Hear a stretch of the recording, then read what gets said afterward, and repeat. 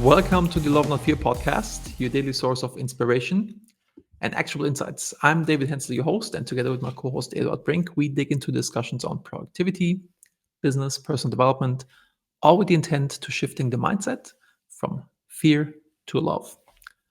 Eduard, what are we talking about today? Today, I'd like to talk about emotional intelligence versus running your life on autopilot. Okay. So, emotional intelligence is the ability to be aware, express, and manage your emotions effectively. And autopilot, I guess that speaks for itself.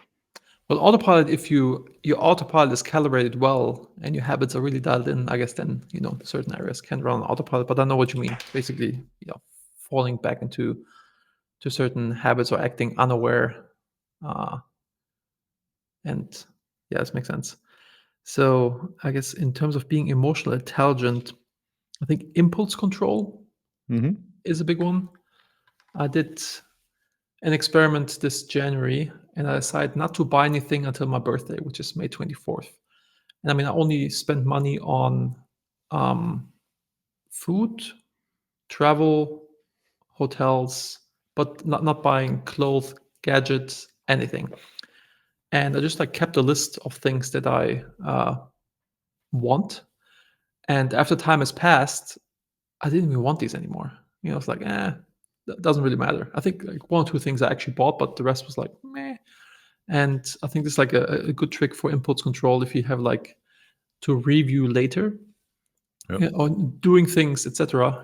Can definitely help to control your impulses in this regard. Yeah. If you take it to a higher level, that's about external factors instead of internal factors. So what do these things do for you? Okay. What else? I guess in terms of impulse control, for impulse control, eating stuff that I don't want to eat, kind of like chips, etc. Especially in the evening when my willpower is depleted. I'm not good at this impulse control, but my trick is to just not buy it. It's not have it in the house, even though my wife and I had long discussions about this. Like, what if people come, we have nothing to offer them? But the workaround is okay, I'll just jump in the car and buy something if this is the case, So I guess if I have a hard time controlling my impulses in certain areas, I just make sure I'm not around these things. Okay. Kind of out of sight, out of mind type of thing. For me, emotional intelligence is mostly about avoiding the things that scare me or make me uncomfortable. And by observing those and embracing them, it's scary, but it's moving the needle forward. It's recently I've been thinking of what unsolved business I have with certain people, and maybe pick up the phone and have a discussion on and to find that what I made into an elephant is really not a big deal. But it feels so good to give something closure. Like, hey, did we last time we left? I could feel something there. Are you okay with this? Or no? Do you know the story with the hammer? With the neighbor. So this guy needs a hammer to do something in his house. Some big hammer or some power tool, whatever. And it's okay, I don't have one. I got to buy one. Then he realized oh, actually, the neighbor next door, he actually has one. I can go and ask him. And then he thinks last time when I greeted him, he didn't greet back. And last time he also did this other thing and blah, blah, and kind of builds up something in his head and gets really riled up. And then he goes over to the neighbor, rings the doorbell and says you can keep your freaking hammer. And, so kind of the idea is sometimes it may be also something that you just kind of build up in your head and it's not even reality in terms of reaching out to people. But it's a good point, actually. I just wrote down two people that I want to reach out to and just make sure that everything's cool, kind of I really like that. This could be also the call to action at the end of the and emotional intelligent people is another thing that they don't do is try and change and criticize others. Yeah, that's a big one. I have one of my core values is own it, always do your best, be impeccable with your word, do not complain or blame, find solutions. Because I think there's like really nothing in that. And it's always, I think I mentioned this before, I hammered this also into Emma's head, my daughter. And every time I complain, she throws this back at me. Hensels don't complain, Hensels find solutions. So. And how did that work out?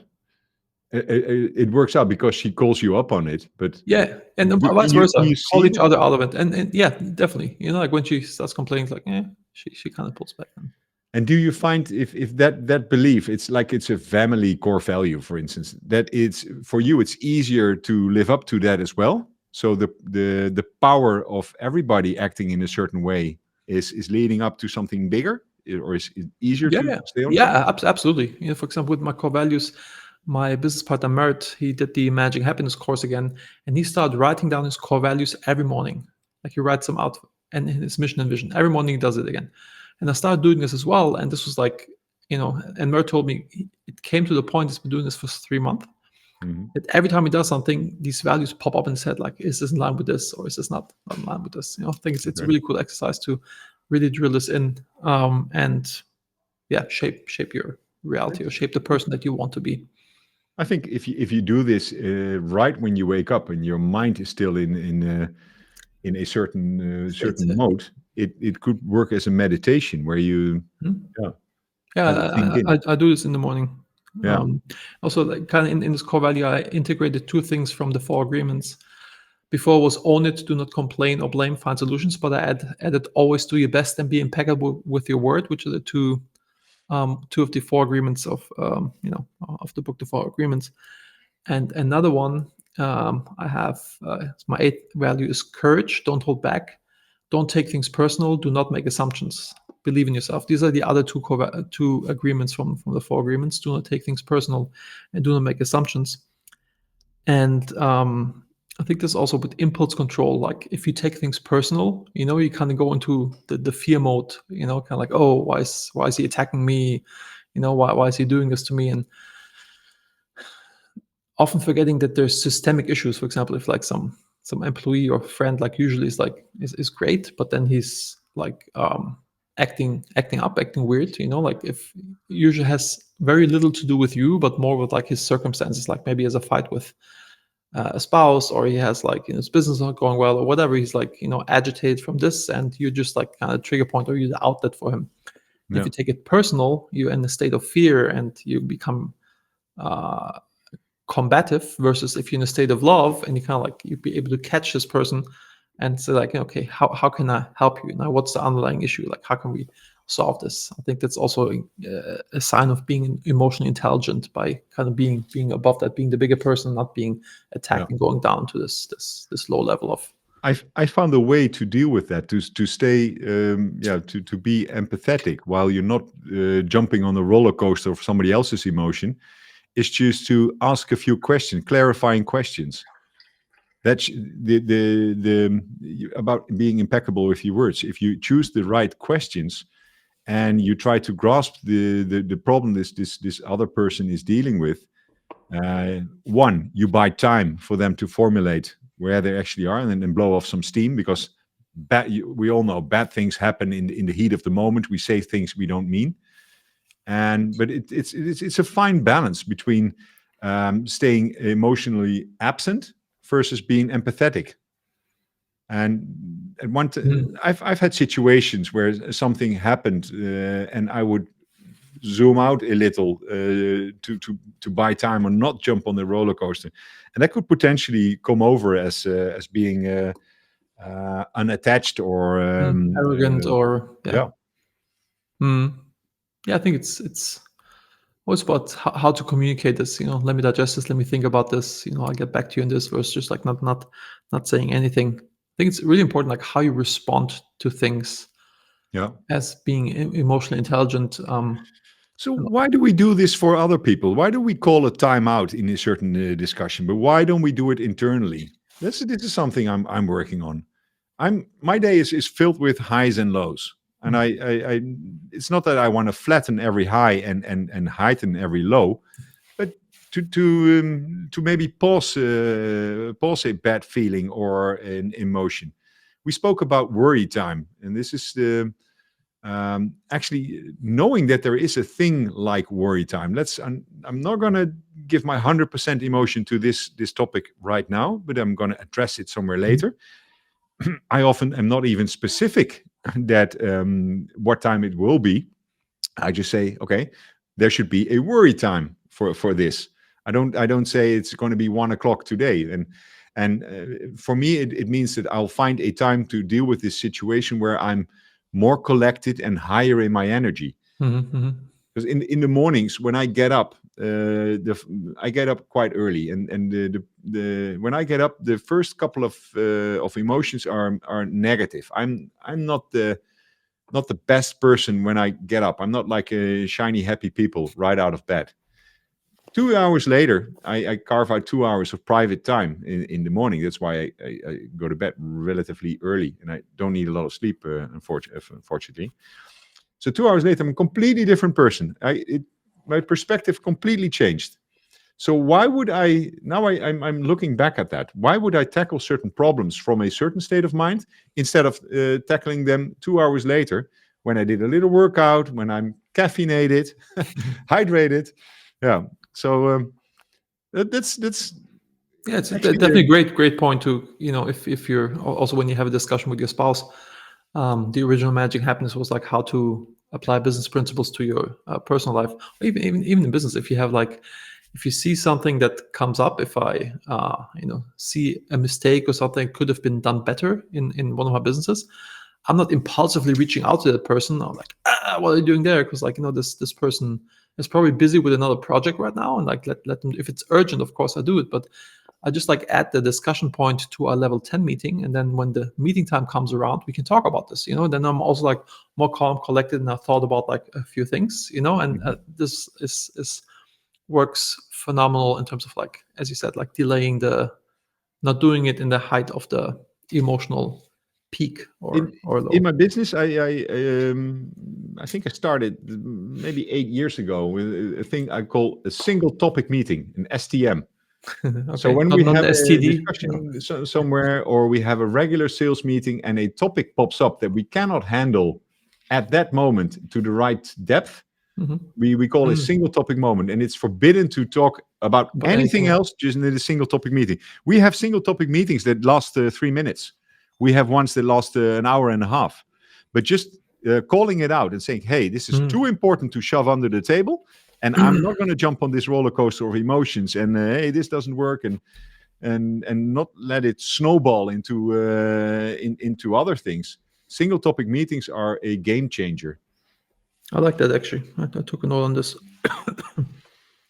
Yeah, on responding to things, I think once you really deeply know your values and what is important, and if you can detach from things, it becomes much easier to appropriately respond to the things that matter.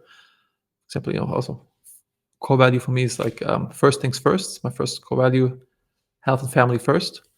But everything else is like doesn't matter that much. For example, just like a few years ago when we were still in Los Angeles, I was in a meeting, really busy, and my wife called me, and I pick up and said, like, hey, I'm in a meeting, I can't talk. Is everything okay? And she's like, I crashed the car.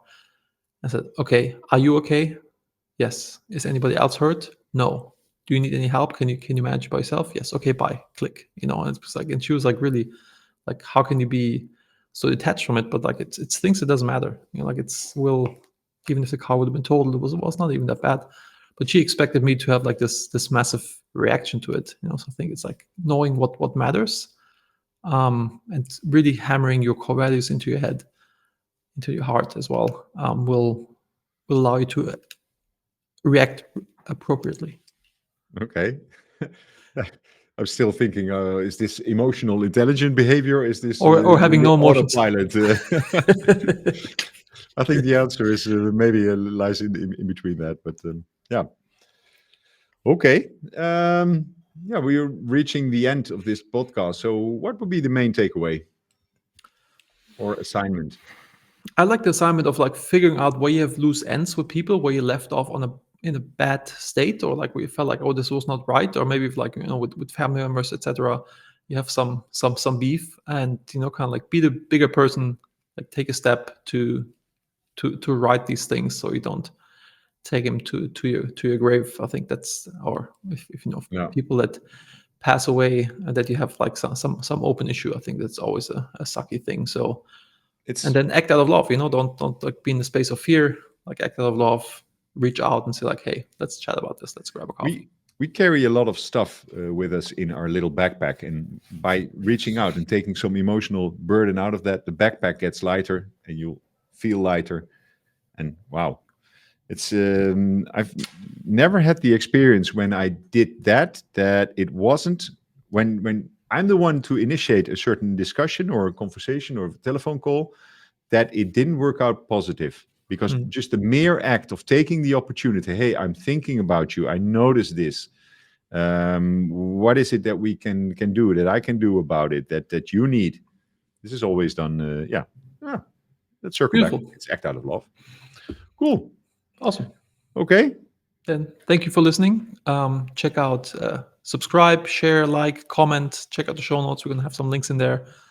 Yeah. And go to the Love and Fear community, loveandfear.com, click on community, join, and post topics that you want to hear about. We've been getting a few requests for topics, so please keep sending them in, and I promise you we'll dive into those. Rock See and you roll. next time. See you next time. Bye.